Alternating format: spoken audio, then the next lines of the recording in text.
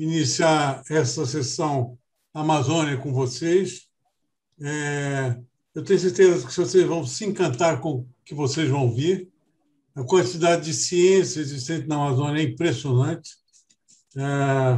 O Siqueira costuma dizer que só em Belém nós temos 6.000 doutores, só na cidade de Belém.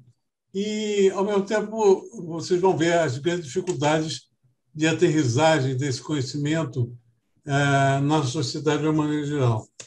O Zé Siqueira não podia ser uma pessoa melhor para coordenar não só esse debate, como a parte acadêmica do Fórum do Futuro, junto com o Pedro Abel, porque ele não só é da Academia Brasileira de Ciências, como é da Academia de Ciências do Mundo de Desenvolvimento, que tem sede em Trieste, na Itália.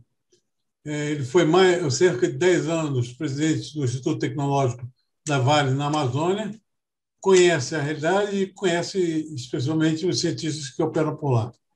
Eu não vou me demorar muito, porque, por razões operacionais, a gente teve que juntar os participantes num bloco só, mas nós vamos ter tempo para a exposição de todo mundo. Então, nós temos o Adriano Venturielli, da Embrapa de Belém, o Alfredo Roma, da Embrapa de Belém, o Caio Dexter, da Universidade de Edimburgo. Espero que ele tenha trazido o whisky escocês para nós, mas ele é um grande especialista da Amazônia também, fala correntemente o português. E o Carlos Nobre e o Seixas Lourenço, ambos referências hiperconhecidas do mundo científico da Amazônia. Eu vou deixar a administração do painel toda com você, Siqueira. Logo depois eu volto para apresentar o painel seguinte, que é com o professor Paulo Haddad. Mas vamos lá, Siqueira, por favor. Boa tarde a todos. Muito obrigado por ter aceitado esse convite de colaborar conosco nessa importante iniciativa. Eu queria já projetar a minha apresentação. Eu não sei se vocês estão vendo ela aí.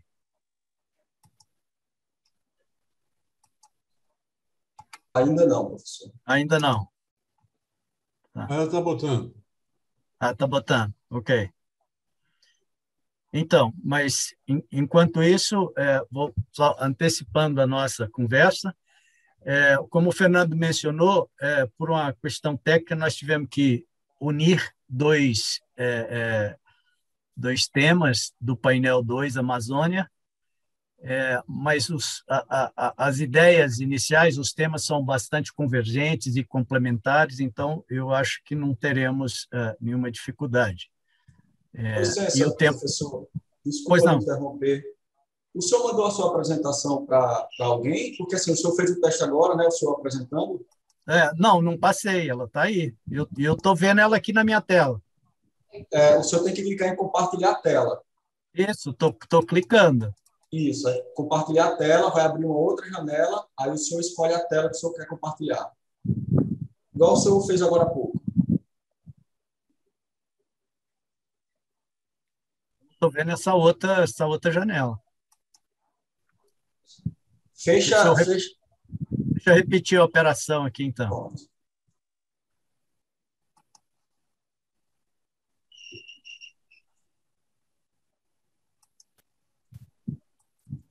Qualquer dificuldade que o senhor tiver, se o senhor quiser enviar para a gente também, a gente pode apresentar para aqui. O senhor pode enviar por e-mail e a gente já manda por e-mail, Oswaldo. Tá bom.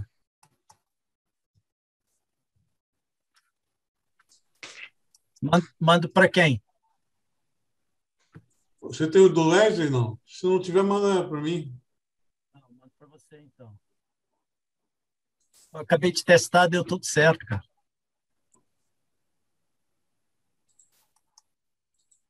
Se o senhor quiser testar mais uma vez, professor. Deixa eu mandar primeiro.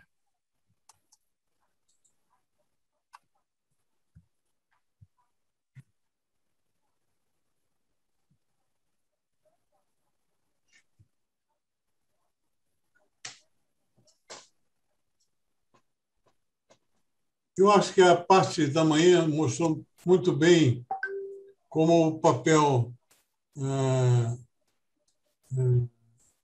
do Fórum do Futuro é caracterizadamente de mobilização e articulação.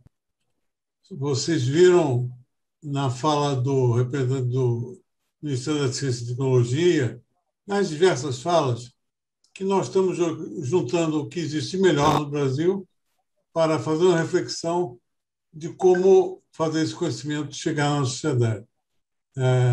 Foi engraçado que o MCT trouxe o exemplo do Pirarucu, que é um exemplo que a gente tem discutido muito na escolha de polos demonstrativos na Amazônia, como um modelo de inclusão, inclusive de gênero, porque nas unidades que operam a limpeza, o tratamento dos peixes, a maioria sempre é de mulheres, em módulos experimentais, né?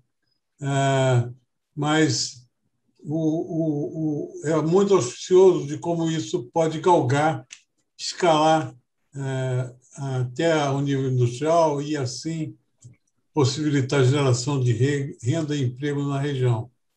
O nosso maior desafio, a gente aprendeu isso com o ministro Paulo Haddad, é como você oferecer renda e emprego para os 26 milhões de amazônicos e transformá-los em agentes do desenvolvimento sustentável.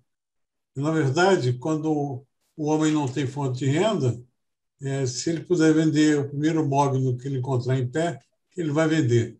Então, a solução ambiental da Amazônia passa por geração de renda e emprego e dignidade do trabalho de quem mora lá.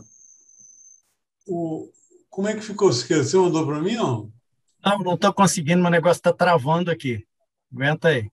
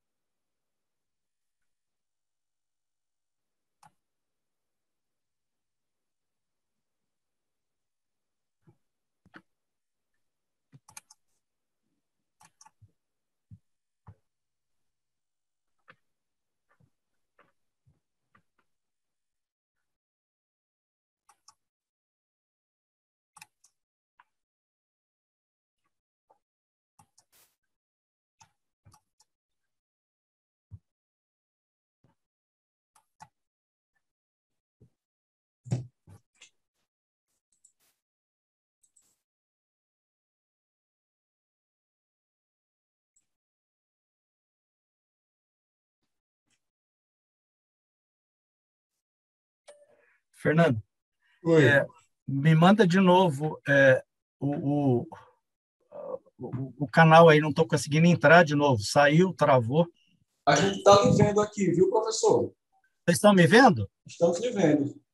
Eu acho que então, o que está acontecendo aqui? Você tem TeamViewer, o Siqueira? Espera aí, join meeting, deixa eu ver aqui. Sign in. Não. Caramba, hein? Professor, estamos lhe vendo e escutando. Professor Fernando, essa apresentação que a gente recebeu aqui é para apresentar agora? Não, é do que é do próximo painel. Professor Siqueira, o senhor tem um programa chamado TeamView, para que eu possa me conectar remotamente? Não tem. Eu tô aqui, estou tentando localizar de novo aqui, está a sala de... Ok, acho que agora localizei. Sala de palestrante, ok. Qualquer coisa, como o senhor está aberto, se o senhor clicar de novo, ele não vai deixar. Deixa eu lhe recomendar uma coisa. Feche tudo e abra novamente, porque eu acho que aí volta a dar certo. Assim que eu visualizar que tá bom, porque aí deve estar travada a tela do seu computador. Eu acho que isso que aconteceu. Mesmo sala do palestrante, fecha tudo? E pode fechar tudo, aí o senhor entra novamente. Mais garantido. Nós devemos começar na Amazônia com pelo menos 3 polos demonstrativos. O Siqueira, junto com o pessoal que participou dos debates, criou uma série de critérios para eleger um polo. A representatividade geográfica, por exemplo, está se pensando alguma coisa no sudoeste do Pará, outro no Acre. A existência de uma tecnologia bem definida que consiga expressar os desafios que a gente está propondo. Esses critérios uniformizam, não só na Amazônia, mas na Caatinga e no Cerrado, os propósitos que a gente pretende alcançar. Sob pena de me repetir, o maior exportador em volume financeiro de café do mundo é a Alemanha, que não produz um pé de café. Basicamente, nós estamos ainda distantes do nível tecnológico que eles se encontram quando boa parte da nossa exportação ainda está cingida ao grão do café. O chocolate, o grão de cacau saiu da Amazônia para a Bahia em 1776. De lá para cá, ele só está voltando com força recentemente. O professor Alfredo Roma vai falar dessas espécies nativas que fazem sucesso em outros biomas, porque na Amazônia elas não ganham escala industrial. E você não precisa promover um desmate sequer para assegurar essa escala industrial. Nós temos a obrigação de mirar áreas já desmatadas e degradadas para essa finalidade. Em suma, todo o conceito de racionalização da produção do açaí que o Ministério Bruno, do Ministério da Ciência e Tecnologia, trouxe, tem tudo a ver com a proposta que os pesquisadores da Amazônia estão trazendo, no sentido de aumentar a produtividade das plantas, diminuir a incidência de doenças e, especialmente, modernizar a coleta e a industrialização do processo. Em suma, é uma agenda extremamente rica e nós acreditamos muito que esses modelos, pequenos modelos, possam ser replicados e sugerir políticas públicas nacionais ou tropicais e privadas adequadas. Acho que estamos conectados agora. Eu estou te vendo. Pois é, eu também estou vendo vocês. Eu estou tentando fazer o share agora. Pronto, e a sua tela está aparecendo para a gente também agora. Tá? Tá, só clicar no PowerPoint agora. Para até minimizar essa tela aí. Ok. Só clicar no PowerPoint. Beleza. Ok? Ok. Aí, se eu puder colocar no modo de apresentação. Sim.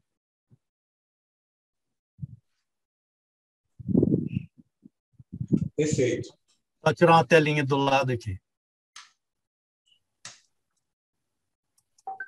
Tudo perfeito, viu, professor? Está aparecendo sua tela, muito sua bem. Imagem, sua voz. Então, todos me ouvem bem? Sim. Beleza. Desculpe aí o imprevistozinho.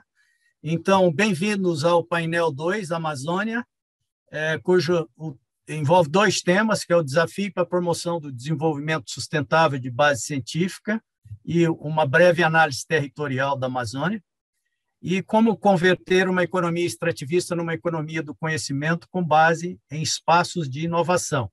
O Fernando já indicou os participantes e eu, mais uma vez, agradeço a participação de todos e tenho certeza que nós vamos ter uma boa interação aqui e contribuição a esse grande desafio do século XXI, que é promover o desenvolvimento sustentável da Amazônia. O pressuposto, então, do nosso painel é o uso sustentável dos recursos da Amazônia, de modo que possa ajudar a mitigar a miséria e reduzir a desigualdade, operar na linha de frente do combate ao aquecimento global, responder à demanda crescente por alimentos seguros e mais saudáveis e servir de espelho para ações em outras regiões tropicais do planeta. E, então, em tese, precisamos converter essa economia predominantemente extrativista em economia do conhecimento. O enfoque do nosso painel para uma reflexão mais profunda sobre a Amazônia é onde estamos, para onde estamos indo, caso prevaleçam as tendências atuais, e para onde queremos ir, né? Esse é o nosso desafio. Eu tenho alguns slides sobre uma breve caracterização do bioma, que eu, infelizmente, não vou poder entrar em detalhes, mas só passar alguma mensagem importante, porque nas nossas discussões havia uma ideia de que boa parte das pessoas acha que a Amazônia, talvez porque conhece de sobrevoo e tal, acha que é tudo uniforme, né? Que a floresta é uniforme, assim como todo o conjunto de ecossistemas que compõem esse bioma seja bastante uniforme. Então, não é. É muito rico, formado por ecossistemas complexos, heterogêneos e, surpreendentemente, frágeis, né? O mapeamento ecológico e econômico destaca 3 zonas importantes na Amazônia. O coração da Amazônia, que é a região mais bem conservada, uma zona intermediária que faz a transição desta com o sul da Amazônia Legal, que é a região mais antropizada, mais castigada pela ação do homem. Especificamente, falando um português claro, onde ocorre a maior intensidade dos desmatamentos, né? Há uma série de desafios e peculiaridades para cada um dessas zonas. Por outro lado, o IBAMA, com base na composição da flora e da fauna, indica 23 ecorregiões distintas e centenas de ecossistemas. E isso varia em função do clima, do solo e da história de cada área. Também aspectos geológicos e de solo são importantes, porque isso é a plataforma básica de sustentação desses ecossistemas. O fato é que a Amazônia não é uniforme e está em franca transição de floresta para sistemas agropecuários. Só tirar um negócio aqui que está me atrapalhando. Sobre as riquezas da Amazônia, então, essas riquezas são superlativas e infinitamente valiosas, né? A maior diversidade de floresta, reserva de madeira, um imenso estoque de carbono, abundante e diversa em recursos minerais extremamente valiosos e estratégicos, e representa um patrimônio de riquezas naturais que o Exército Brasileiro estimou em 23 trilhões de dólares. Há também uma questão importante, que é o valor estimado dos serviços ecossistêmicos, que é superior a 200 bilhões de dólares ano. Tem uma população de mais de 28 milhões de pessoas, um PIB de 615 bilhões, que corresponde a 8,7% do PIB nacional, enquanto a população é 14%. E os municípios apresentam um elevado índice de vulnerabilidade, ou seja, uma pobreza acentuada. Cabe destaque também nessa caracterização inicial do bioma a existência de uma agricultura bem diversificada, indo de sistemas extrativistas de subsistência a sistemas com tecnologias avançadas e com respeito ao marco regulatório ambiental com elevada sustentabilidade e resiliência. Então, nós temos de tudo nesse bioma. A agropecuária ocupa 17% dessa área, em lavouras e pastagens, né? E a agricultura tem um PIB de 84 bilhões, 13,7% do PIB regional. Isso, quase a metade vem da soja. Tem um grande potencial de expansão agrícola sem desmatar. O caso específico do Pará, que você tem 26 milhões de hectares de terras disponíveis e mais 7 milhões de hectares para manejo florestal sustentável. Então, isso é parte das riquezas, né?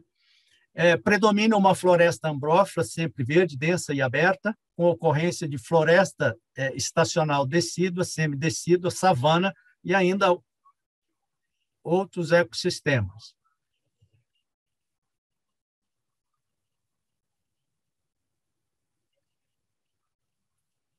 Estão me ouvindo? Alô? Estamos me ouvindo sim, viu, professor? Estão ouvindo, ok. É que entrou uma outra fala aí. Com a fitofisionomia, o Adriano deve mostrar isso bem. Eu estou ouvindo uma outra fala aí, gente. O importante é destacar esse mapa da direita, são as áreas em regeneração espontânea. É muito importante entender esse processo. Há cerca de 7 milhões de hectares nesse processo de regeneração espontânea da vegetação. Tá? Também a pressão humana sobre a Amazônia é muito forte, continua forte, é uma das mais dinâmicas fronteiras de mudança de uso da terra no mundo. Apesar do desmatamento, mais de 80% da floresta ainda se encontra bem conservada e representa a última fronteira do desenvolvimento sustentável do mundo. Né?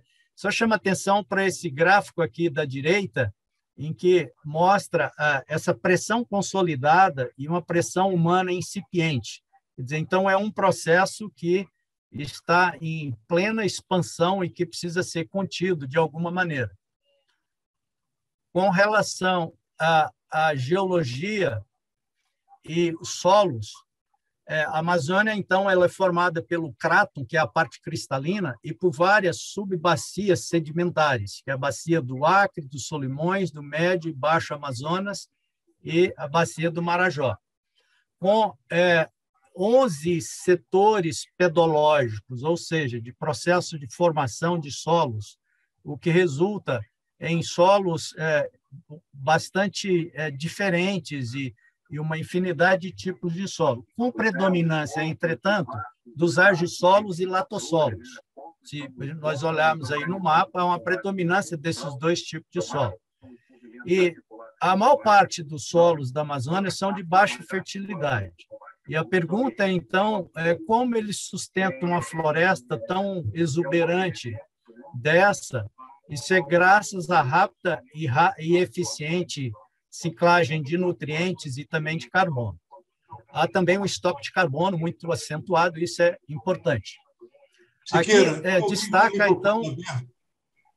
Oi? Tem alguém com o microfone aberto, eu pediria para você... Pois eu estou ouvindo aqui um negócio forte, aqui tem um paralelo aí. Professor, todos os microfones aqui estão fechados. Sabe dizer se tem algum WhatsApp aberto aí dos senhores que está passando áudio? Porque aqui na sala só que está com o microfone aberto nesse momento. O senhor Siqueira... Tem alguma coisa que entrou aqui, mas que eu não estou conseguindo...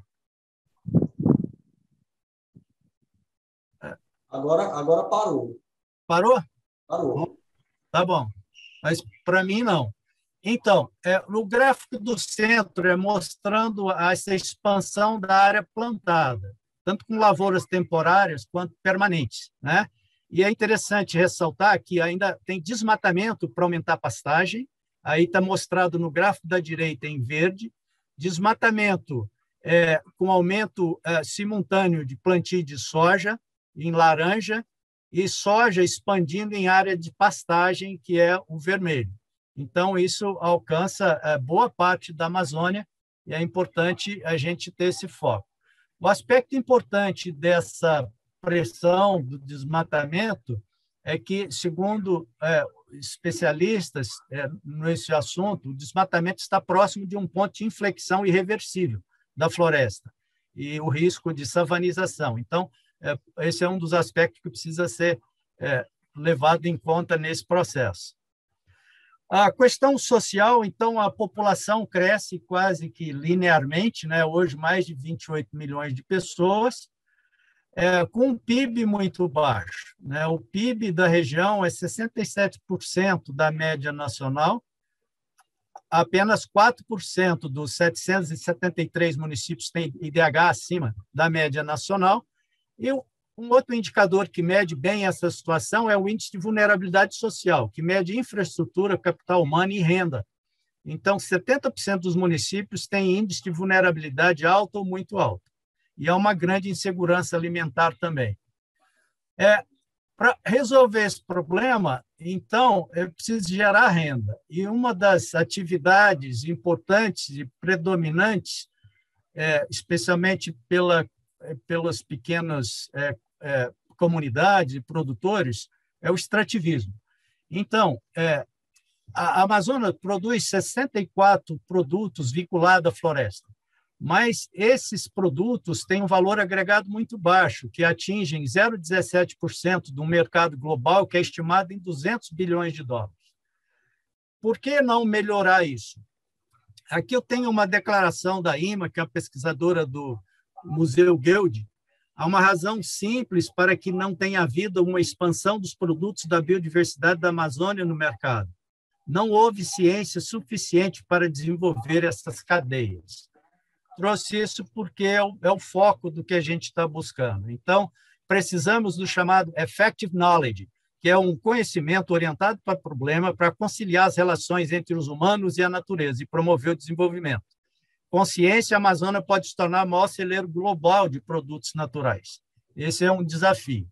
Chama a atenção também que é comum a mineração na Amazônia e que, apesar do baixo impacto e da alta geração de riqueza concentrada, a mineração ainda não é reconhecida como uma possibilidade adicional de desenvolvimento para a Amazônia. Esses dois mapas mostram o que era a região da bacia do Rio Itacaiunas em 73, antes da província mineral de Carajás, e o que é hoje. Então, a mineração conseguiu proteger uma área grande de floresta primária, enquanto que fora de lá está praticamente tudo degradado. Essa é só uma ilustração de um projeto mais avançado e que atende bem os princípios de sustentabilidade desse setor. Para encerrar, aonde estamos, né? Então, nós estamos numa grave situação de insustentabilidade na Amazônia. Se mantivermos as tendências atuais, nós estamos próximos de atingir o limite ambiental e de tolerância social, e precisamos identificar potencialidades e oportunidades que o bioma oferece para uma nova bioeconomia para a Amazônia. Esse é o nosso desafio.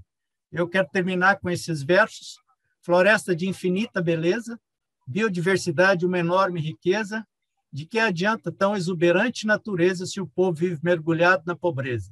Desenvolvimento sustentável, apenas uma sutileza. Obrigado. E passo, então, para o próximo debatedor desse evento.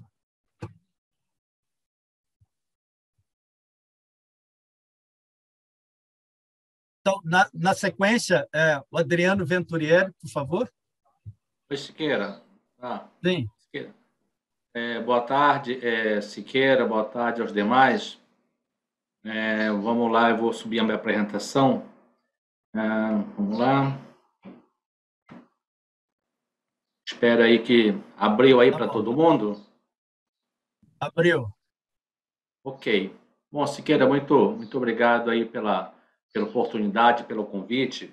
E é sempre um prazer para a gente falar aqui um pouco da nossa região, da nossa famosa, tão falada e às vezes mal falada região amazônica.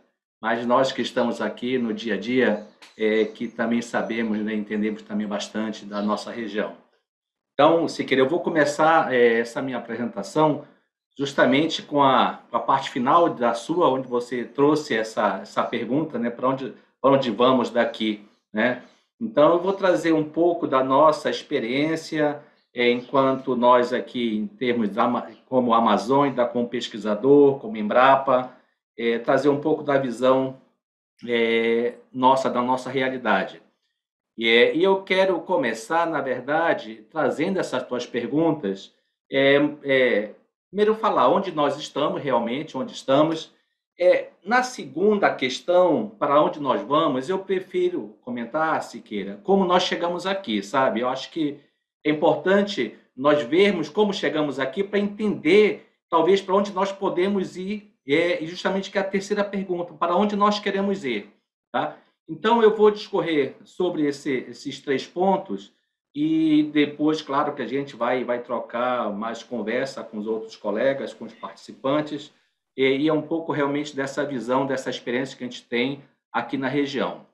O primeiro ponto você já comentou, da Amazônia.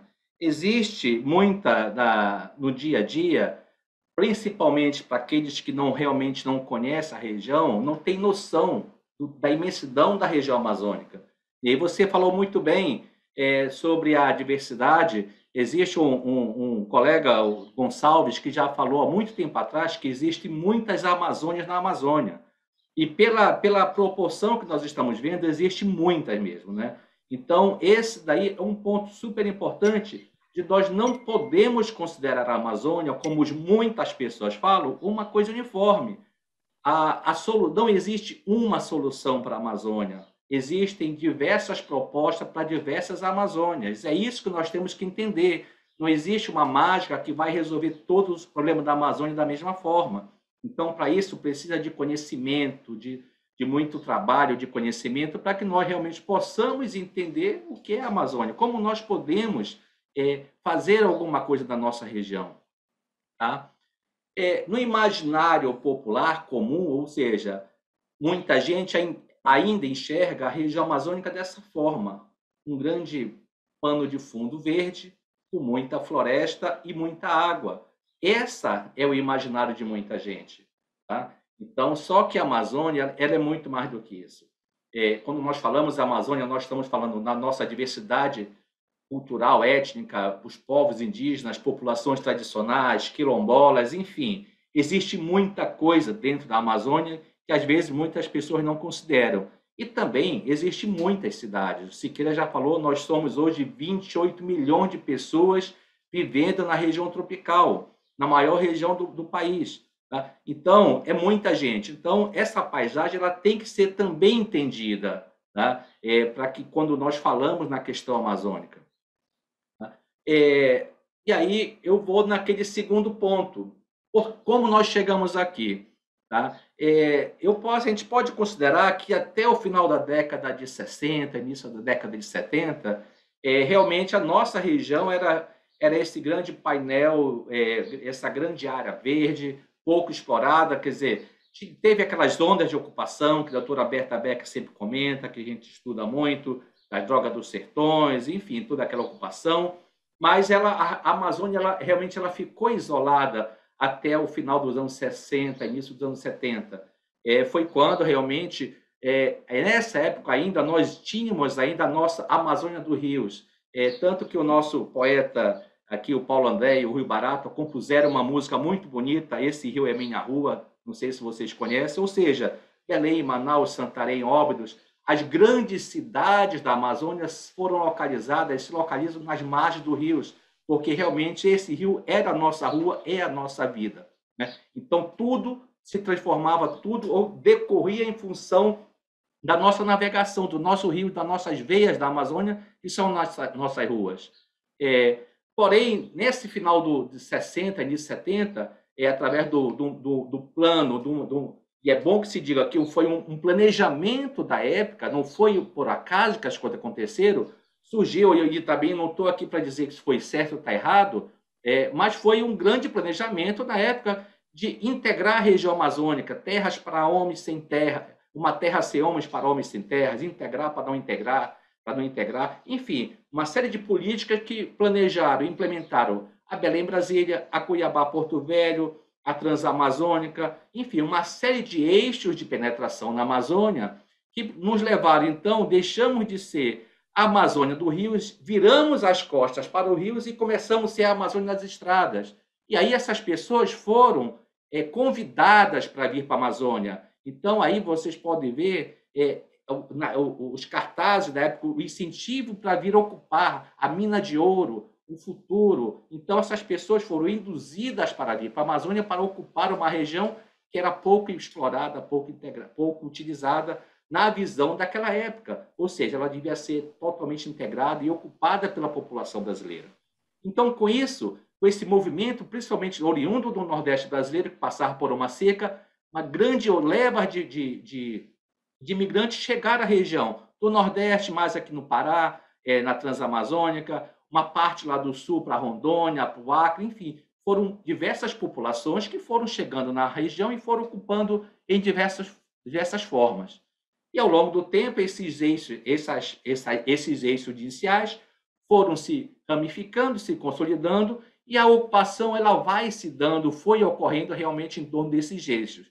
E hoje nós chegamos no que muitos falam no arco do desmatamento, arco da produção avançada, da produção, enfim, existe esse grande ocupação, esse grande desmatamento ao longo, principalmente, dessas áreas que foram planejadas na década de 70, final da década de 60.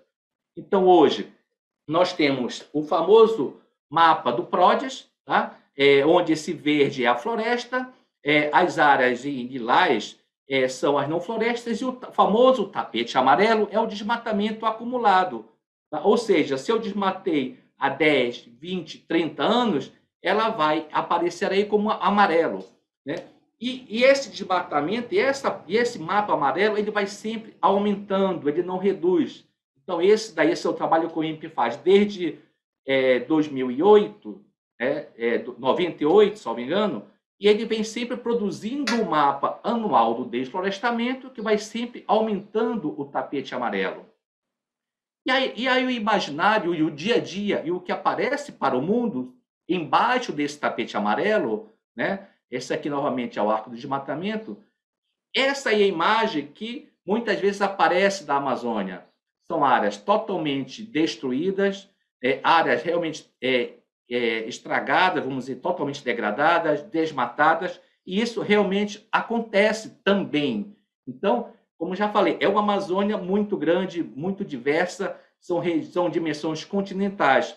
No entanto, a partir de 2010, a Embrapa e o INPE desenvolveram um projeto chamado Terra Classe, que foi o primeiro projeto de mapeamento das áreas desflorestadas da Amazônia. E esse projeto, ele veio com o objetivo de de levantar esse tapete amarelo e olhar o que existia embaixo desse tapete amarelo. Então, ao nós visualizarmos esse tapete amarelo, nós vimos muito mais do que degradação, do que somente área desflorestada. Nós vimos, por exemplo, áreas de pastagem bem cultivadas, nós vemos sistemas agroflorestais, nós vemos açaí, vemos dendê, vemos cacau, vemos diversas produções, ou seja, a Amazônia ela tem um grande potencial, sim, de trabalhar com sistemas sustentáveis na região. Né? Então, esse mapeamento ele permitiu isso, que nós começamos a ver o que existia. Não é só o desmatamento, mas também tem outras atividades, ou seja, nós temos condições também de produzir de forma sustentável. Né? E aí vem o terceiro ponto, das questões que o Siqueira trouxe na provocação dele inicial. Né? E eu trago essa passagem da lista dos Países da Maravilha, né, no País das Maravilhas, que eu acho muito importante e pertinente para esse discurso. É quando, numa passagem do conto, Alice pergunta para um gato, para o gato lá que está em cima da árvore, que é bem famoso, qual é o caminho que a Alice que ela tem que seguir para continuar. E aí o gato, justamente, ele fala que depende para onde ela quer ir. E a Alice não sabia para onde ela quer ir. Tá? Então, ela não sabe, para ela tanto faz. E aí, nesse caso, o gato diz, então, pegue qualquer caminho. Então, o que eu quero dizer é que nós não queremos ser e nem devemos ser Alices. Tá? Nós devemos saber, nós sabemos o nosso caminho, nós temos que saber para onde vamos, nós sabemos o que queremos. Porque pode ter diversos gatos que vão apontar caminhos que não são realmente de interesse para a Amazônia. E esse que é o nosso problema, é que existe muita gente falando da Amazônia sem conhecer de fato a Amazônia e vem propor caminhos que não interessam ao Amazônia, à região amazônica e como um todo, mas existe muito interesses particulares. Então, é para isso que é importante que nós tenhamos doutores, pesquisadores, ciência feita na Amazônia, pela Amazônia e pelos parceiros dentro da Amazônia. Isso que é muito importante, que nós possamos pensar juntos, o Amazônia e os parceiros, quais são os melhores caminhos para a Amazônia.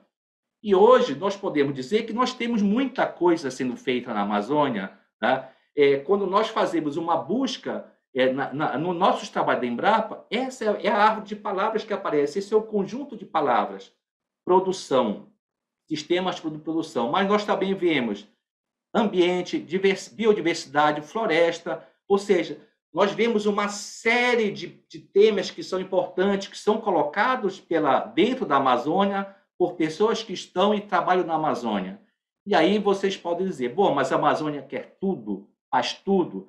Nós podemos fazer tudo desde que façamos nas áreas ideais, com a tecnologia ideal, né, com toda a infraestrutura certa e ideal para aqueles locais. Então, nós podemos ter produção de pecuária sustentável? Podemos ter sistemas agroflorestais? Podemos ter aquicultura? Sim, mas tudo isso depende de quê? De pesquisa, de trabalho, de ordenamento. E principalmente, nós precisamos ter crédito para fazer isso daí. Isso já foi falado também anteriormente.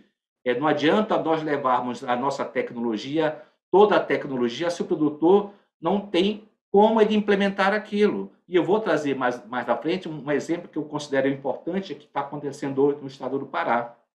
Tá? Então, voltando ao ponto, produção sustentável na Amazônia. Eu penso que nós temos algumas premissas, alguns compromissos para a nossa região, para nós pensarmos em falar em produção sustentável. Primeiro, que já foi falado aqui também, não existe necessidade de se avançar para as áreas de floresta primária para aumentar a produção da agropecuária. Isso está muito claro para todos nós. Nós precisamos apenas, entre aspas, aumentar a produtividade. E isso nós podemos fazer. Mas para que o produtor aumente sua produtividade, ele vai ter que ter acesso à tecnologia e vai ter que ter condições de implementar aquela tecnologia, ou seja, ele vai precisar de crédito para implementar aquilo que está sendo levado para ele. Tá? O segundo ponto é que nós deveríamos trabalhar apenas nas áreas, nos sistemas produtivos que foram desflorestadas até o ano 2008, como a moratória da soja, o TAC da carne, enfim. Essa é uma boa prerrogativa, ou seja, trabalhar naquilo que foi desflorestado até 2008. Né? E o resto das áreas, vocês podem perguntar, o resto das áreas nós podemos fazer, por exemplo, propor sistemas agroflorestais e recomposição dessas áreas de forma produtiva. E o sistema agroflorestais é fundamental, ele é super importante, e cada região deve ter ou possui um modelo específico de recuperação, para que ela não pode ser o mesmo modelo para todas as regiões, realmente não tem como ser. E, finalmente, o terceiro ponto é reduzir a prática de utilização de fogo na produção agropecuária. Nós sabemos como fazer isso, temos tecnologias para fazer isso. Falta, mais uma vez, o quê? O crédito, a pessoa, o produtor, ter acesso a um crédito para que ele reduza. É muito mais fácil, muito mais barato um produtor, principalmente o pequeno produtor, derrubar e queimar do que ter um implemento agrícola para fazer a incorporação da capoeira, alguma coisa assim. É muito mais barato. Então, se ele não tiver um incentivo, se ele não tiver um crédito, ele vai tocar fogo, sim, a cada ano, porque é mais fácil, mais barato para ele. Então, são coisas que têm que ser pensadas. Como é que nós vamos exigir de um produtor que está a 100 quilômetros da Transamazônica, que ele não queima a área dele, se ele não tem recurso, não tem dinheiro para comprar nem o almoço dele. Então, temos que pensar nessas pessoas que não têm acesso a, não somente tecnologia, mas também não têm acesso ao recurso financeiro para implementar essas ações. E aí vem outro ponto que é importante, que já foi falado aqui. Nós estamos passando por um momento bem interessante hoje, quando a gente fala da bioeconomia da Amazônia. Tá? Então, é um momento importante para a região e nada mais do que aproveitar esse momento e que isso não seja transitório. Tá? Então, a bioeconomia tem sido vista como uma oportunidade para o nosso produtor, tá? E aprimorar e justamente trazer esses produtos da Amazônia. Mas eu não vejo também como nós podemos usar a bioeconomia para tudo, né? Trabalhar apenas com extrativismo, porque a gente sabe que o extrativismo tem uma série de limitações também. Então, temos que desenvolver, talvez, comunidades específicas, com produtos específicos, para que nós possamos levar esse potencial, realmente explorar esse potencial nosso. Tá? Então, o que estou falando aqui é da nossa biodiversidade e da nossa agrobiodiversidade. Temos que explorar, sabemos como explorar, precisamos de mais investimento em pesquisa, em ciência e tecnologia, de parceria, para que nós possamos desenvolver cada vez mais esse potencial. Tem muita coisa feita já na região que pode ser utilizada, mas precisamos avançar ainda mais ainda. Temos diversas cadeias estabelecidas já hoje, justamente nesse produto da biodiversidade. tá? Nós temos açaí, cacau, pimenta do reino. Aí começamos também a trazer coisas de outras regiões que são adaptadas, assim como levaram o nosso cacau, levaram a nossa borracha, nós também trouxemos a pimenta, trouxemos o dendê, temos o búfalo, então os cafés em Rondônia, então nós temos que explorar. Essas cadeias estão estabelecidas, têm um grande potencial e já são realidade.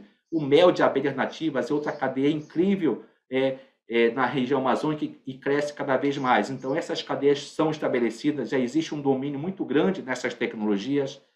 Temos cadeias que estão agora em plena expansão, e aqui eu quero destacar os sistemas agroflorestais, diversos modelos, açaí, cacau, a própria pimenta, o cupuaçu, bacuri, enfim, existem N sistemas, tá? Pimenta do reino com tutor vivo de glericídia, enfim, nós temos diversos sistemas que estão em expansão, como os SAFs, e também os sistemas integrados, lavoura, pecuária, floresta, que também são utilizados, muito utilizados hoje em dia, aqui no Pará, por exemplo, na região de Paragominas, é um exemplo que está sendo utilizado e que nós estamos utilizando na mesma área, não somente o pasto, mas também a agricultura e também utilizando árvores. Então, nós estamos produzindo arroz, milho, feijão, soja, produzindo capim e também produzindo árvores, plantando árvores nessas regiões. Então, intensificação da produção, inteligência, integração de sistemas é uma das estratégias que nós precisamos implementar cada vez mais na região. E também um ponto importante que foi falado aqui que são chamadas das cadeias disruptivas, ou seja, tem muita coisa que nós não exploramos ainda porque não conhecemos. E aqui eu estou falando de camu-camu, óleo de babaçu, o cupulate, enfim, bacuri, tem uma série de oportunidades que, sim, também nós precisamos muito de investimento em pesquisa, em mais parcerias para que nós possamos desenvolver esse potencial. Cada dia mais que eu vejo coisas impressionantes aqui da própria Embrapa, aqui em Belém, e quando a gente viaja eu vejo coisas maravilhosas e que falta realmente um incentivo, não é nem incentivo, faltam mais investimento, porque apesar o Siqueira já falou que existirem 6 mil doutores aqui na Amazônia, eu tenho certeza que nós precisaríamos ter pelo menos 20 mil doutores para que a gente pudesse trabalhar de uma forma melhor na região. E a gente sabe que isso é muito difícil, a fixação das pessoas na Amazônia. Os concursos da Embrapa, por exemplo, cerca de 80%, 90% das pessoas que são aprovadas para vir para a Amazônia, eles retornam para o Sul e para o Sudeste. Então, é um problema que nós temos da fixação desses doutores aqui na região. Tá? Como eu falei mais na frente, nós sabemos produzir sem queimar, temos tecnologias para isso. Existem diversas tecnologias, não é tecnologia recente, a Embrapa já vem fazendo isso há muito tempo, falta fazer o quê? Escalar essa tecnologia para o pequeno, para o médio e para o grande. Então, tem tecnologia, nós sabemos como fazer isso. Tá? Então, Siqueira, primeiro ponto, é possível produzir sustentavelmente na Amazônia? Sim, é possível produzir.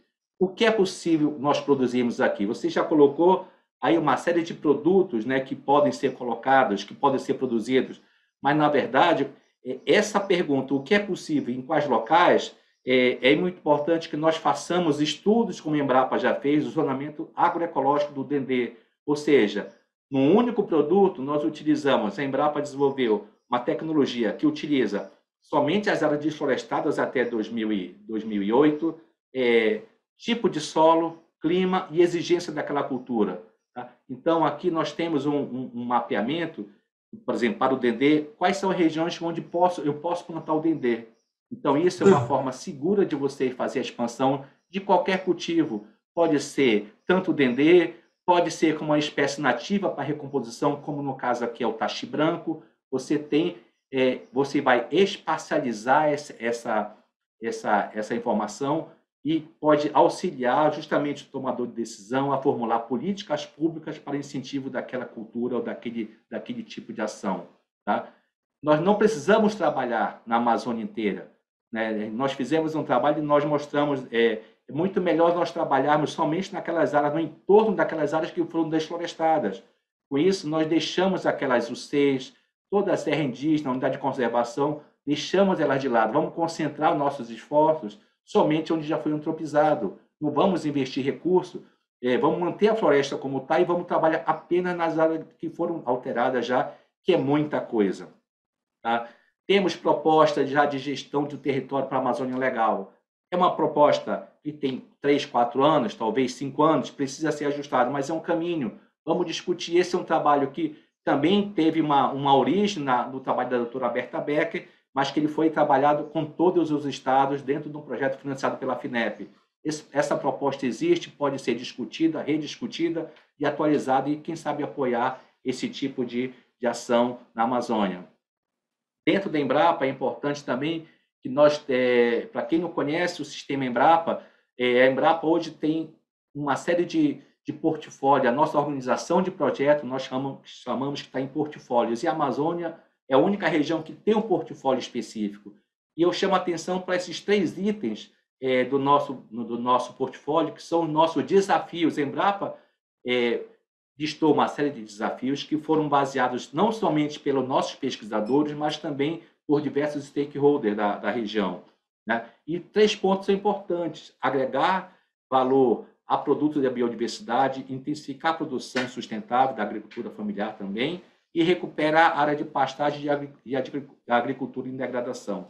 Professor, eu preciso que o senhor vá se encaminhando para o final, porque já está muito apertado no tempo. Tá bom, já vou terminar. Precisamos investir, falamos tudo isso em solos, Fernando, e o trabalho mais recente de solos que nós temos ainda é o projeto Radan. Temos que investir em solos, projeto solo como Prodasolos. Temos que conhecer a nossa base de dados, a base da produção. Aqui o Pará hoje vem investido num programa muito bom, que são os territórios sustentáveis, ou seja, trabalhar em escalas muito maiores para que nós possamos apoiar essas políticas públicas de produção, de reorganização da produção. E, com isso, nós possamos fazer uma proposta de reordenamento da produção agropecuária como um todo. Fernando, era isso que eu tinha que apresentar. Tá bom? Muito obrigado. A gente que agradece por vocês verem a riqueza que a gente tem aqui à nossa disposição e só vai melhorar. Eu só peço aos próximos palestrantes um pouquinho mais de concisão, porque senão a gente espreme os outros painéis por demais. Por favor, eu passo a palavra agora ao professor Alfredo Roma. Alfredo. Como que faço agora aqui? Vocês têm a apresentação do Alfredo aí, pode colocar no ar? Temos sim, professor, só um minuto. Já abri aqui, né? Isso. Já abri, né? Vou deixar, professor. Pronto, o senhor vai apresentar então, né, professor? Eu quero. Então, essa parte está comigo ou está com vocês aí? Essa parte aí Só você clicar aí. É? É só clicar aí que passa. Mas clicar onde? Aproveitar só para um abraço para o doutor Alisson Paulinelli, nosso criador aí, doutor Alisson. Muito prazer em vê-lo aqui. Ah, sim. Isso, perfeito. Já está no modo da apresentação, viu, professor? O senhor está no controle. Então, tá bom. Bem, em primeiro lugar, eu queria expressar meus agradecimentos ao doutor José Oswaldo Siqueira, né, pelo convite para trocar algumas ideias sobre biomas nesse seminário internacional sobre biomas tropicais, né? Como o nosso tempo é muito curto, eu vou tentar colocar 3 pontos, né? Na primeira parte, vou tentar enfatizar as conquistas da agricultura na Amazônia e também dos seus principais problemas, né? Na segunda parte, eu queria colocar um tipo de uma proposta de uma agricultura mais sustentável aqui para o Sudeste paraense, né?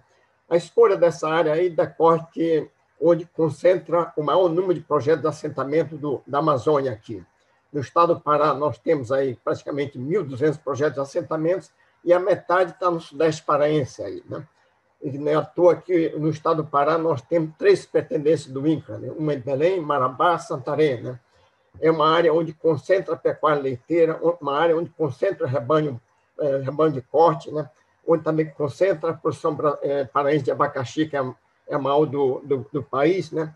E, finalmente, algumas conclusões com base nesses 2 cenários, né? A imagem externa que sempre a gente tem ouvido sobre a Amazônia, que só tem desmatamento queimada, né? Mas o estado do Mato Grosso tornou hoje o maior produtor brasileiro de algodão, de soja, de milho, do conceito maior rebanho bovino, né? E o estado do Pará também é uma grande produtora brasileira, maior produtora de mandioca desde a década de 90, né? Maior produtor de abacaxi do país, de dendê, de cacau, de de açaí, né? E Rondônia também deu um exemplo, tornando-se na maior produtor da criação de peixe nativo do país aqui, tá? E a terceira no conjunto dos peixes aí. Sem falar naqueles outros produtos que ficam na segunda até quinta colocação, por exemplo, Rondônia, como o doutor Adriano já mencionou aí, Rondônia tornou-se na segunda produtora brasileira de café Conilon, né? Segunda de Urucu, né? O rebanho bovino de leiteiro de Rondônia é a maior produtora em todos os estados do norte e também do nordeste, né? Depois vem o estado do Pará, né? O Pará hoje é a segunda produtora brasileira de pimenta, né? Porque sempre as coisas boas aqui pessoas são levadas. O Espírito Santo tornou-se a maior produtora de pimenta do reino, como também o mamão que começou aqui no Pará foi levado para o Espírito Santo, como também do melão foi levado para o Nordeste, né? O estado do Pará hoje também é uma grande produtora de laranja, de coco, de banana, né? E também aqueles outros, esses mesmos produtos também para os estados do Maranhão, Tocantins, que o tempo não permite entrar em maiores detalhes aqui. A agricultura brasileira, principalmente a amazônica, já deu uma grande contribuição para o mundo aqui, né? A mandioca, por exemplo, os portugueses levaram para a África, levaram para o Sudeste Asiático, e nesses locais onde foram levados, tornaram-se maiores produtores mundiais da mandioca, como a Nigéria, como a Tailândia, né? No cacau foi levado em 1746 para a Bahia, da Bahia foi levado para o continente africano e para o continente asiático, né? E tornando-se grandes produtores nesses novos locais. Nós estamos assistindo hoje a volta do cacau às suas origens, tanto que a partir de 2015 o Pará tornou-se a maior produtora brasileira de algodão, de cacau, né? A seringueira foi outro produto que nós assistimos a um mau processo de domesticação no século passado, né? Onde os ingleses levaram, eles concentram 96% da produção mundial de borracha vegetal, né? Enquanto que a borracha extrativa, o pessoal fica falando muito em seringueiros, extrativistas, etc., a produção de borracha extrativa não representa nem 0,5% total de borracha vegetal produzida no país aqui. A sorte foi que São Paulo conseguiu fazer uma revolução na agricultura, né? Tanto que em São Paulo temos lá 80 mil hectares plantados de seringueiras, né? A metade da área plantada de seringueira do país. Uma planta que hoje é pouco comentada, mas teve uma grande importância até a Segunda Guerra Mundial, foi a chinchona, né? Que também foi levada para o Sudeste Asiático, levado do bioma amazônico, né? E os holandeses fizeram grandes plantios lá no Sudeste Asiático até a invenção do quinino sintético, né?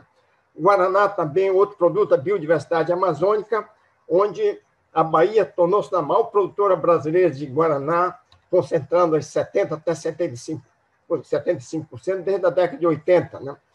A pupunheira, por exemplo, também foi encontrada guarida nas terras baianas, paulistas, até na fria Santa Catarina, onde nesses 3 estados concentra aí 82% da área plantada de pupunheiras aí. Interessante, tem alguns produtos da biodiversidade da Amazônia que conseguiram, até o momento, escapar da biopirataria. Por exemplo, a castanheira é um produto que o mundo inteiro conhece, mas os ingleses, aqueles povos lá que tinham o costume de levar para o Sudeste Asiático, não levaram até agora, né? E o Brasil, que o mundo inteiro conhece a castanha, mas o preço está lá em cima, mas a oferta extrativa não consegue mais atender a demanda aí, tá, né? O pau-rosa também, outro produto importante da biodiversidade amazônica também, que participava na composição do Chanel número 5 até 1990, hoje não tem uma gota sequer, tá, né? Mas também não foi levado aí para o exterior. Tem comentário que tem plantio de pau-rosa lá na China, sabe? O pirarucu também, outro recurso da biodiversidade amazônica, que nós precisamos dar mais atenção para o pirarucu, que também tem comentários, também já tem experimentos lá na China também. O cupuaçu é interessante, que é um produto da biodiversidade amazônica que não tiveram interesse em cima, tá? Quer dizer que ficou uma produção local de uns 25 mil hectares, que hoje é muito difícil você vender cupuaçu, né? O jambu, por exemplo, hoje despertou o interesse dos chefes mais famosos aí, né? Tanto que São Paulo hoje tem grandes plantios de jambu, né? E você já vê trabalho científico aí que tem lá no Japão, tem lá na China, tá, né? O açaí, por enquanto, ainda está escapando dessa biopirataria, né? porque o perigo é você levar essas plantas lá para Vietnã, para o Sudeste Asiático, assim por diante. Então, nós precisamos fazer um parque produtivo forte aqui para evitar essa biopirataria, né? Eu acho que não tem nenhuma justificativa que o Brasil continue importando 20% a 26% do cacau, pagando aí 200 até 230 milhões de dólares de um produto que poderia compor safras aqui na Amazônia. Aqui, né? Nós temos 200 mil hectares de cacaueiro na Amazônia, nós precisamos dobrar essa área nos próximos 5 a 10 anos aqui. O Brasil é aqui a pátria da seringueira, mas desde 1951 nós estamos importando borracha aí, quer dizer que atualmente nós estamos consumindo 60% da borracha importada, pagando aí 344, 350 milhões de dólares, né? Dendezeiro aí, o Pará tem 200 mil hectares de dendezeiros, mas ainda nós estamos importando 55% de óleo de dendê, e 85% de óleo de palmista. Precisamos dobrar essa área plantada de dendê também nos próximos 5 a 10 anos. Só com esses 3 produtos é quase $1 bilhão que a gente poderia de economizar, gerando aqui renda para os pequenos produtores aí. O doutor Adriano já falou na hora do SAPS, o SAPS seria uma grande oportunidade, por exemplo, o cacaueiro combina muito bem com o SAPS, como também a seringueira, né?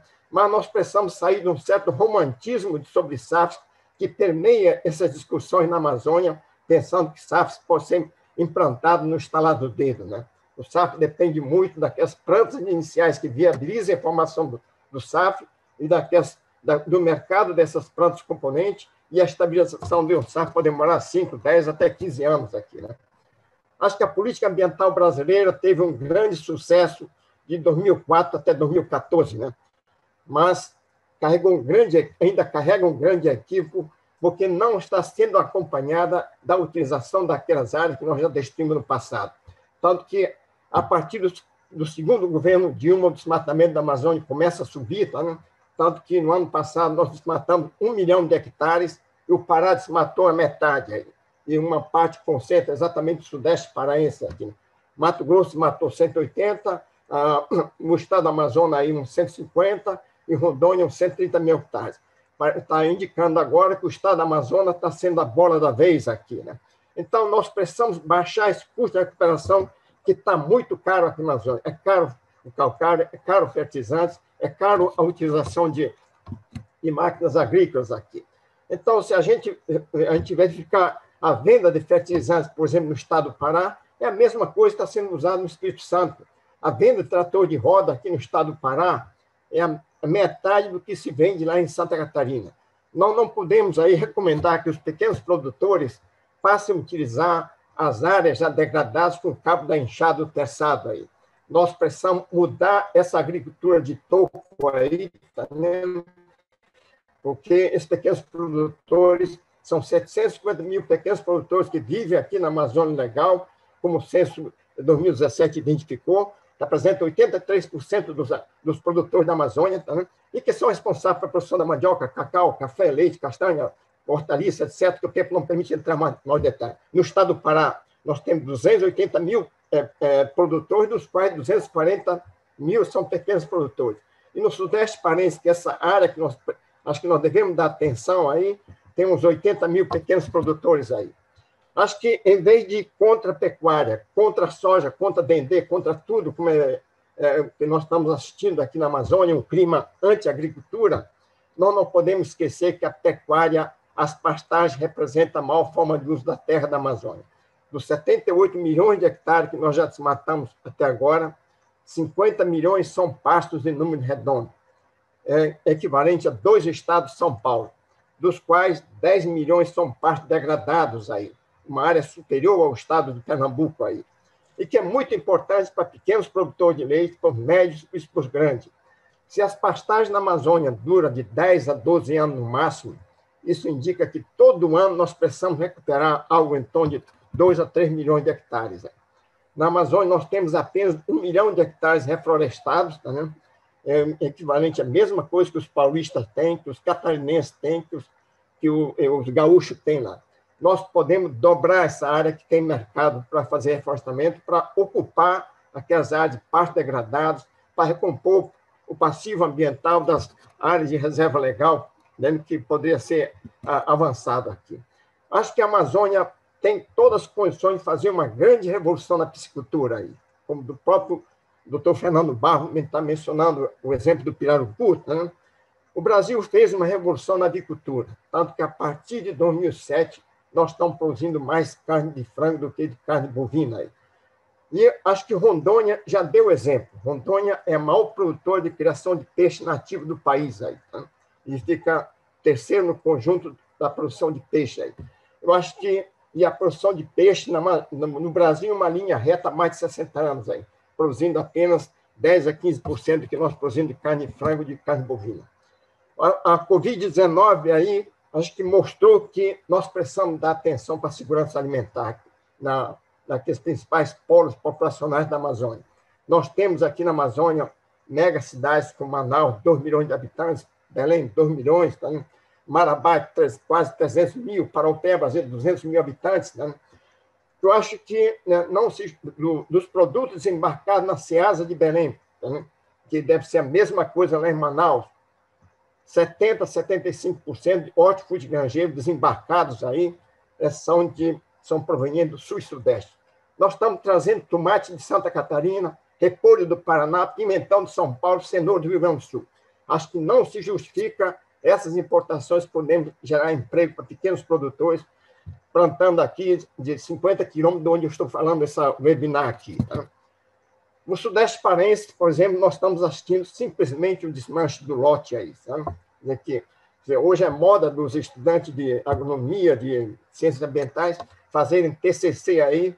O caso da pandemia aumentou muito, porque não pode fazer levantamento de campo. Se você pegar as imagens de 90, 95, 5 anos, você vai assistir simplesmente um desmanche do lote aí. Fica falando que só os grandes estão desmatando, que nós estamos assistindo os pequenos fazendo desmatamentos aqui, que nós precisamos criar alternativas tecnológicas e econômicas para esse segmento aqui. Tá, né? Então, eu acho que nós precisamos baratear esse custo de recuperação, tá, né? Aproveitar a jazida de calcário, fosfato existente e dar um sentido econômico para essa recuperação.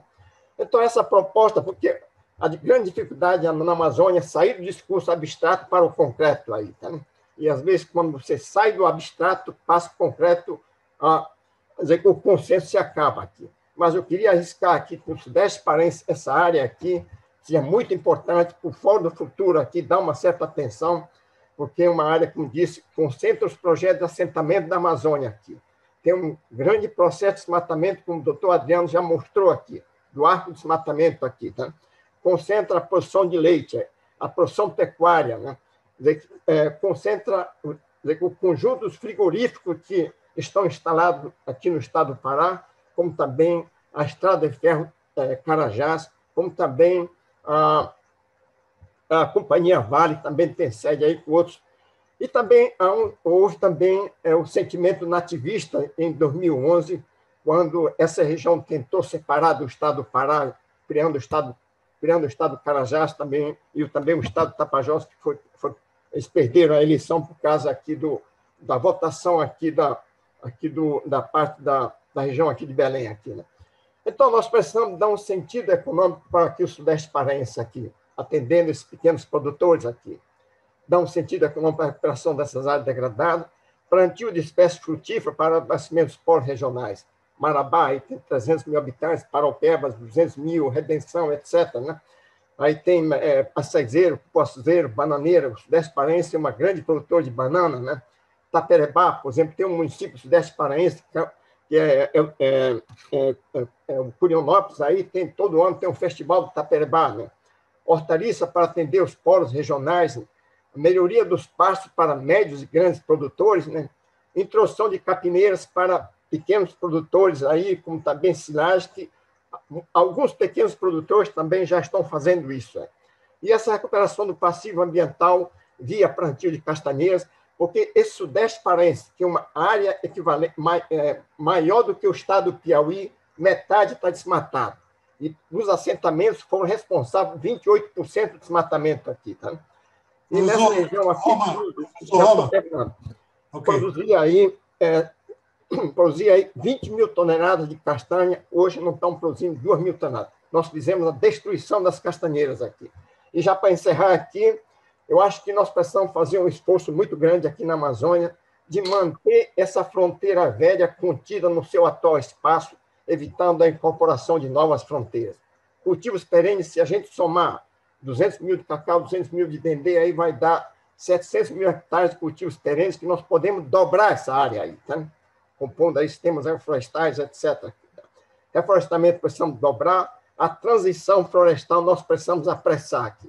Nós estamos assistindo a curva de redução da cobertura florestal na Amazônia, já desmatamos 18%. A grande pergunta é quando que essa curva pode começar a subir, assumindo a forma de U aí, via reflorestamento, via plantio de cultivos perenes, via recuperação do passivo ambiental. Tá, né? Eu acho que essa recuperação é possível, mas vai chegar também até um determinado limite, que eu calculo seja de 10 a, no máximo, 15 milhões de hectares, porque nós precisamos também de área para fazer os plantios aqui. Bioeconomia, nós precisamos sair de uma certa fantasia que permeia essa discussão da bioeconomia aqui. Para muitos produtos extrativos aí, nós precisamos plantar aí. Quer dizer que a castanheira é um produto que o mundo inteiro conhece, o preço está lá em cima, mas a oferta extrativa não consegue aumentar aqui. Tá? Criação de peixe, eu acho que seria uma grande oportunidade, né?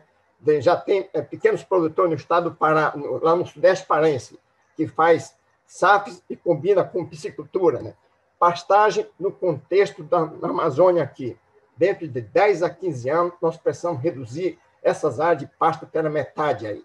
E cultivos anuais, como também já foi mencionado aí, a minha área é um pouco maior, são 20 milhões de hectares, nos quais nós precisamos tentar manter essa área via aumento da produtividade, sobretudo daqueles que fazem agricultura de toco, porque não se justifica que o estado do Pará, sendo a maior produtora brasileira de mandioca, esteja tirando apenas 12 a 13 toneladas, enquanto os colegas paranaenses conseguem tirar o dobro dessa quantia aí. Tá? E nós não podemos também iludir que a soja ainda vai expandir aqui na Amazônia, algo em torno de 10 milhões de hectares aí nos próximos 10 a 15 anos, e nós precisamos direcionar essa expansão da soja para as áreas de pastagem degradadas e tentar roubar essas áreas de pastos aí, tá, né?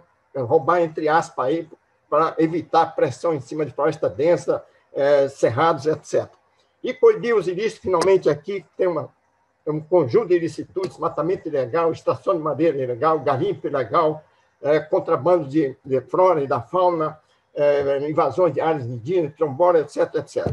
Gente, era isso que eu tinha de colocar de forma muito rápida e agradeço aí pela oportunidade dessa participação. Muito obrigado.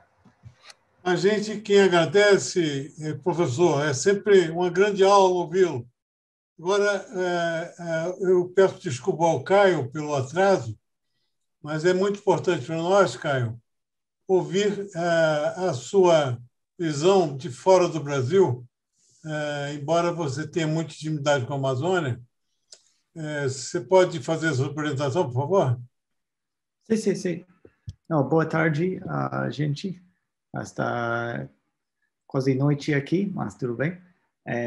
Boa tarde. Agradeço ao Fernando e a todo o Fórum de Futuro pela oportunidade de discutir com vocês um tema que tanto me toca no coração. Agradeço também aos outros panelistas por suas excelentes e estimulantes palestras.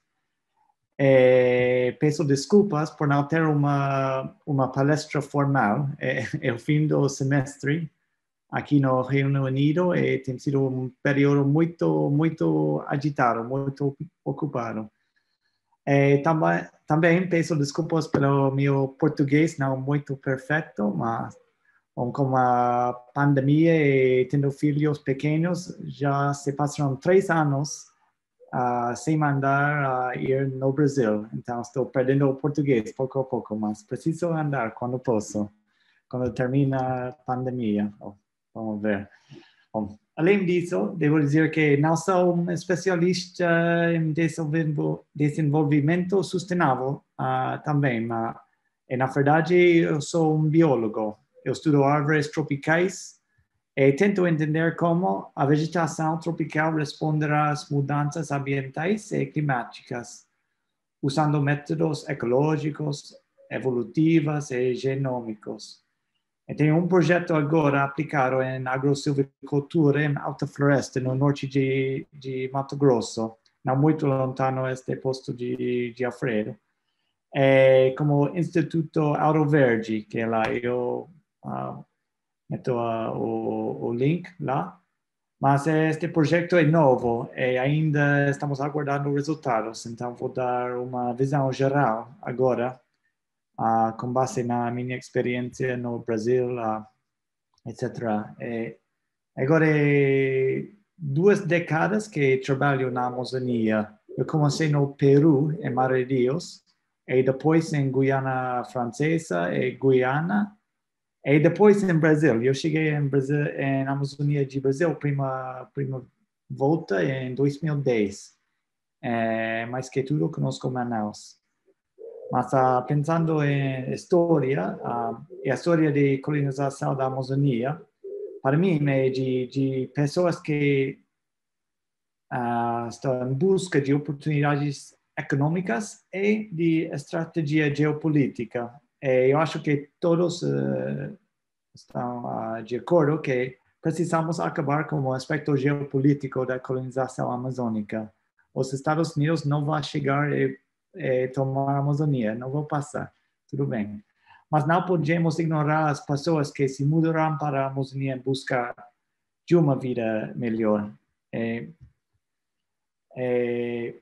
Em termos de regulamentar corporações e negócios com avareza e um histórico ambiental ruim, devemos fazer isso é seguro, óbvio, mas também não podemos deixar a Amazônia ser explorada apenas para enriquecer ainda mais os já ricos. Mesmo assim, grande parte da degradação que ocorreu é de pessoas pobres e marginalizadas, e não podem ser ignoradas nesta gente.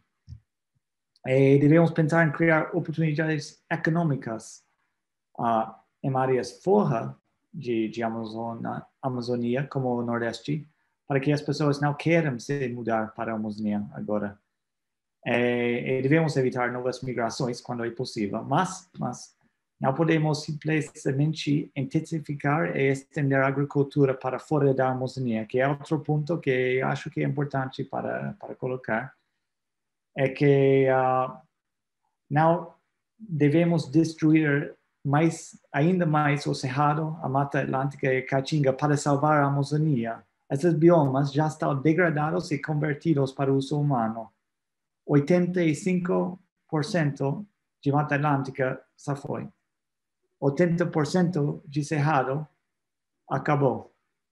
E 80% de Amazônia brasileira permanece. Então, para desenvolvimento de Brasil, precisamos pensar na Amazônia e deixar o Cerrado, que já era não sei como falar, motor para o Brasil, com tudo que temos ali, mas devemos, se precisamos mais agricultura e tudo no Brasil, acho que pode ser na Amazônia. Mas, além disso, ainda precisamos sustentar as pessoas que se mudarão para a Amazônia, seus filhos e seus netos, bem como as culturas que viverão lá o tempo, todo este tempo antes de colonização. Uma coisa pequena para mencionar, mas o processo de urbanização na Amazônia é forte, dentro da Amazônia. É um ponto importante em que precisamos pensar quando pensamos na Amazônia, que é muito urbanizada agora. Isso tem muitas consequências para o desenvolvimento na Amazônia, acho. Mas, bom, como a gente falou já, devemos usar tecnologia para permitir o uso de agricultura em terras que já foram desmastadas. Eu não sou experto nisso, e a gente, as panelistas, temos expertos nisso, e tá bom, estava muito interessante para ver as palestras sobre isso e para aprender muito sobre isso. Isso é óbvio, mas também precisamos pensar em mudanças culturais. podemos pensar muitos, mas vou mencionar duas que ainda não falamos disso agora. Uma é comer menos carne. É uma coisa óbvia. Eu como carne, mas não muito. Precisamos comer menos carne. Estou olhando para meus amigos brasileiros, seu delicioso churrasco. Tá bom, mas precisamos comer menos carne. Uma coisa simples que pode ajudar muito. Outra mudança pode ser menos polêmica ou menos complicada para brasileiros. É melhoria da educação das mulheres pobres nas áreas urbanas e rurais. Desculpa. Mulheres com mais educação tendem a ter menos filhos e ajudam a liderar famílias mais ambientalmente responsáveis, acho eu. Então, duas coisas básicas em que podemos trabalhar é comer menos carne e trabalhar na educação. Acho que coisas culturais, mas eu acho, minha opinião, que devemos aceitar que algum desmatamento adicional na Amazônia é provável e necessário se a população do Brasil continua a aumentar e se o Brasil tiver uma meta de melhorar a qualidade ou nível de vida de todos os brasileiros. Se todos os brasileiros querem uma qualidade de vida que tem nos Estados Unidos, no Reino Unido, eu acho que ainda precisamos pensar em mais desenvolvimento na Amazônia e pode ser mais desmatamento. Essa é a minha opinião. Devemos ser inteligentes e seletivos sobre onde ocorre o novo desmatamento, minimizando os impactos sobre a biodiversidade e as culturas indígenas, equilibrando isso com o retorno econômico. Mas temos que aceitar que algum desmatamento vai acontecer. Acho que de perspectiva política, ponto de perspectiva política também, não posso imaginar que podemos acabar completamente desmatamento de bosque, de mata primária, acho eu. Então, devemos cuidar, manejar isso em zonas onde tem menos impacto. Então, isso é algumas reflexões. Outra vez, desculpa para não tiver uma palestra formal, mas umas opiniões e ideias de minha perspectiva. Obrigado, Fernando. Caio, mais uma vez, mil desculpas pelo atraso. Eu sei que você tem criança pequena. Mas olha, a sua contribuição com esse olhar de fora é muito importante para nós. Vamos continuar juntos. Espero que você participe dos debates dos polos demonstrativos. Muito obrigado, Caio.